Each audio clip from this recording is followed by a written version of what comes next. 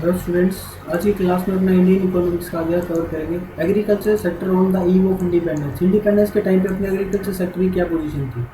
On the eve of independence Indian agriculture sector related the following characteristics: low production and productivity. ठीक है, production एक तो कम होता था और उसकी क्वालिटी बहुत पुअर होती थी। Production refers to total output while productivity refers to output per hectare of land. Both production as well as productivity were found to be extremely low on the eve of independence. तो दोनों बहुत कम थी। ठीक है, तो production आप समझ गए होंगे, टोटल आउटपुट, और प्रोडक्टिविटी क्या है, पर हेक्टेयर ऑफ लैंड पे हम कितना प्रोड्यूस कर रहे हैं वो। If arose of on account of lack of means as well as incentives on part of cultivators. ठीक है, तो उसमें क्या था, ना तो कोई इन्वेस्टमेंट नहीं होती, कोई इंसेंटिव नहीं मिला जिससे उस पर फोकस किया जाए। ठीक है, ये डाटा है जो शो कर रहा है अपनी प्रोडक्टिविटी और प्रोडक्शन को। Table 1 shows that productivity of wheat was nearly 5.2 times lower in 1947 as compared with its total in 2018 and 90। तो 5.2 times lower थी उस टाइम की productivity. Productivity of rice was 4 times lower than current position।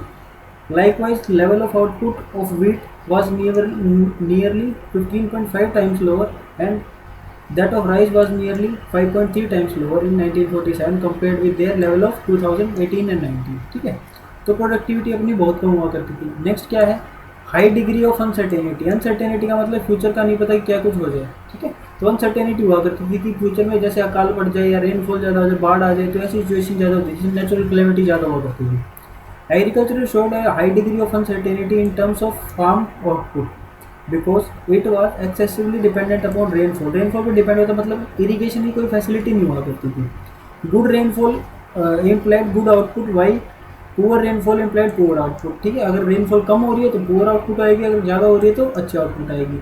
No efforts were ever made under British rule to develop permanent means of irrigation. तो irrigation का कुछ भी उन्होंने implement नहीं किया था, कुछ भी उन्होंने उस पर फंड नहीं लगाए थे और इम्प्रूव नहीं किया था। नेक्स्ट आता है dominance of subsistence farming. Subsistence farming का मतलब वो क्या है, बेसिक नीड्स को फुलफिल करने के लिए जो फार्मिंग की जाती है उसको बोलते हैं सब्सिस्टेंस फार्मिंग। ठीक है, अपनी लिवलिंग को चलाने के लिए, यानी कि बेसिक खाने की नीड पूरी हो जाए, इसलिए फार्मिंग करते थे लोग। Farming was taken mostly as means of subsistence, गुजर बसर करने के लिए। Subsistence farming is a form of farming in which crops are produced to provide for the basic need of the family। Family basic need को fulfil करने के लिए। There is little surplus left for sale in the market. तो कुछ ही बचता था amount of crop जो हम मार्केट में सेल कर सकते थे, implying a lack of commercial output. Accordingly backwardness prevailed and poverty dominated.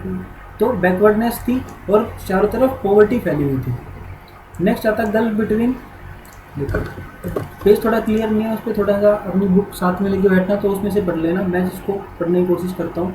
Gulf between owner of soil and tillers of the soil, यानी कि दोनों में डिस्प्यूट रहता है किस किस के बीच में। एक तो ओनर जिसका लैंड है जिस पे, या फार्मिंग लैंड है जिस पे हम खेती कर रहे हैं, दूसरा टिलर जो बंदा उस पर खेती कर रहा है। Agriculture during the British Raj was characterized by a gulf between owners of the soil on the other hand, tillers of the soil on the other hand। While the owners shared the output, they seldom hardly shared the cost of production।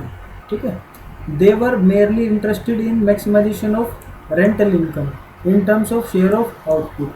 ठीक है, तो share of output ज़्यादा ना करके वो किस पे focus रखते थे, रेंटल इनकम को ज़्यादा हो जाए।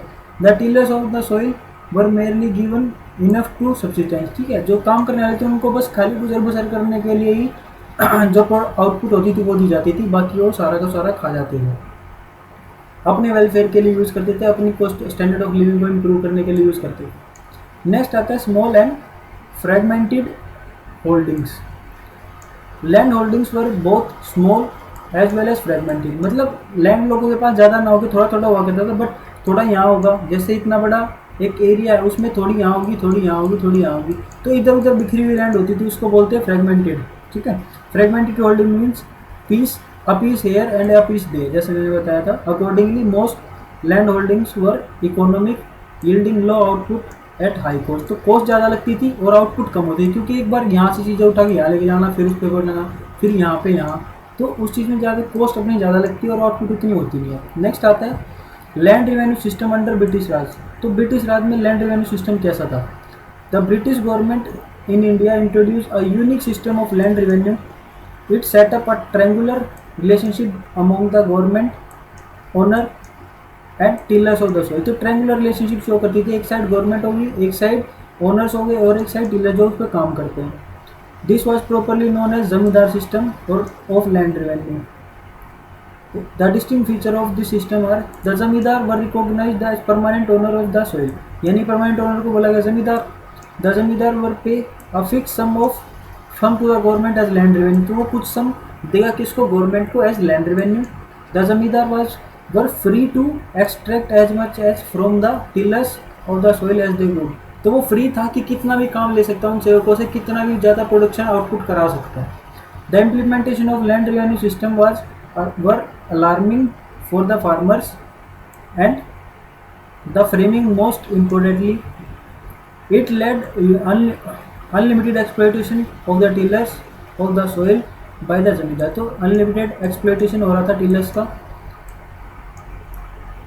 Rate of land revenue were frequently raised bye जमींदार। लैंड रेवेन्यू जो था वो जमींदार बढ़ा देता था।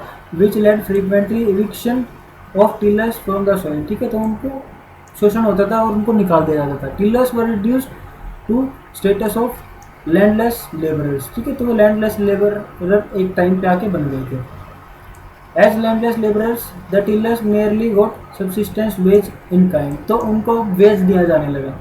Backwardness of tillers as landless labourers meant that they had no means or little interest in improving agriculture. तो उनको ना तो कोई मिल रहा था तो ना कुछ, ना उनको इंटरेस्ट दिखाने की ज़रूरत हो रही थी कि एग्रीकल्चर पे कि उसको प्रोड्यूस किया जाए। और ज़मींदार को क्या था, वो अपनी लविश लाइफ स्टाइल को जीने के लिए अपना जितना पैसा मिलता था उसको यूटिलाइज कर लेता था अपनी लग्जूरियस को बढ़ाने के लिए। ठीक है, तो उसको जमींदार एग्रीकल्चर की इंप्रूवमेंट से कुछ फ़र्क नहीं पड़ता था। Improvement of agriculture was totally neglected. ठीक है, नेक्स्ट आता है forced commercialisation of agriculture. Agriculture product का कमर्शलाइजेशन किया जाने लगा यानी ट्रांसपोर्ट किया जाने लगा। कहाँ? एक्सपोर्ट इम्पोर्ट एक्सपोर्ट किया जाने लगा। Commercialisation of agriculture refers to shift from cultivation for self consumption to cultivation for market. यानी कि बेचने के लिए ज़्यादा प्रोड्यूस किया जाने लगा, सेल्फ कंजम्पशन से उसको मूव कर दिया गया कमर्शलाइजेशन पे। Following are some notable points in the context mention need to made for of cash crop such as cotton, jute, sugarcane which had high demand in the market were increasingly cultivated। ठीक है, तो वो चीज़ produce करी जाने लगी जिसकी international market में demand ज़्यादा थी। कॉटन, जूट, शुगरकेन, तो ये चीज़ ज़्यादा प्रोड्यूस की जाने लगी। ठीक है, यानी कि हम वो आइटम ज़्यादा प्रोड्यूस करने लगे जो कॉमर्शलाइज करी जा सकती हैं। और जो गेहूं वगैरह थे वो चीज़ हम कम, जो सेल्फ कंजम्पशन के लिए चाहिए वो चीज़ हम कम प्रोड्यूस करने लगे। प्रमोट किया गया ब्रिटिशर्स के द्वारा। Farmers were forced to shift to commercial crop, indigo particularly from the conventional subsistence crop like rice and wheat. Rice and wheat से मूव ऑन करा के उनको इंडिगो पे उगाने के लिए मूव ऑन कर दिया गया। Reason indigo was required by the textile industries in Britain for dyeing bleaching the textile. Textile को डाई ब्लीच करने के लिए इंडिगो की रिक्वायरमेंट होगी, इसलिए इंडिगो को फार्मर्स को फोर्स किया गया कि वो इंडिगो को प्रोड्यूस करें। The farmers were either lured or forced to accept advance payments for cultivation of Indigo.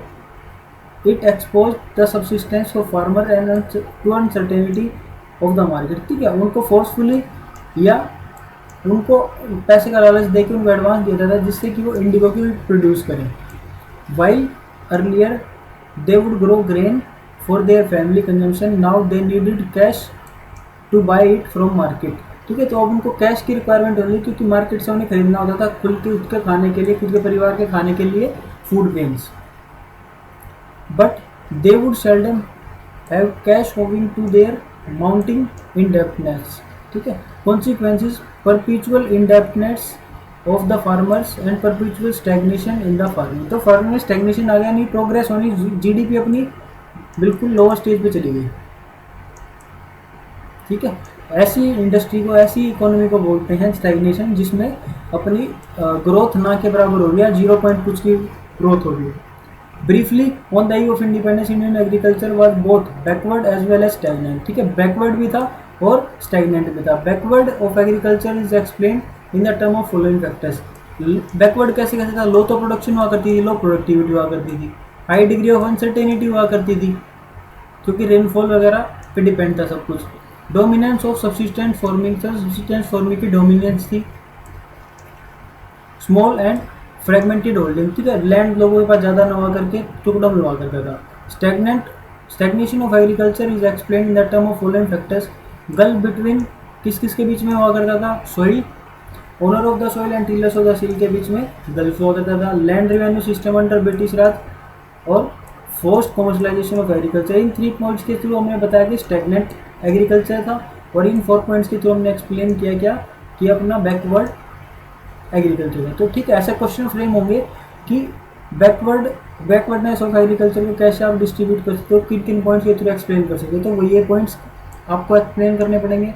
और जब स्टेगनेंट ऑफ एग्रीकल्चर के बारे में पूछा जाए, स्टेगनेशन ऑफ एग्रीकल्चर के बारे में पूछा जाए, तो ये पॉइंट्स आपको एक्सप्लेन करने पड़ेंगे। ठीक है, तो बाकी क्लास में इतना ही रखते हैं।